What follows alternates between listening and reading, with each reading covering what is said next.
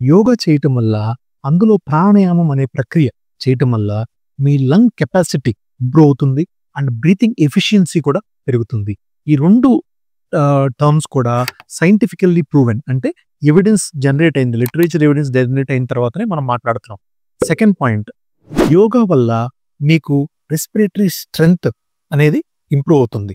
And diseased పేషెంట్స్లో, అంటే ఎవరికైతే allergy, asthma ఇందులో ఉన్న పేషెంట్స్లో వాళ్ళు సఫిషియంట్ లంగ్ కెపాసిటీ ఉండదు, వాళ్ళల్లో లంగ్ కెపాసిటీ స్లోగా మెయింటైన్ చేసుకోవడానికి కానీ, slight increase in the capacity కానీ యోగా అనేది ఉపయోగపడుతుంది.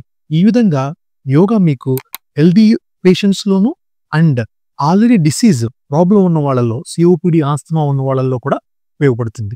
ఈ రెండు కాకుండా యోగా వల్ల sleep quality and depth of the sleep and efficiency of the sleep, ఈ మూడు కూడా ఇంప్రూవ్ అవుతాయి. ఇవి యోగా వల్ల మనకి రెస్పిరేటరీ హెల్త్ మీద, స్లీప్కు ఉన్నటువంటి బెనిఫిట్స్ అండి.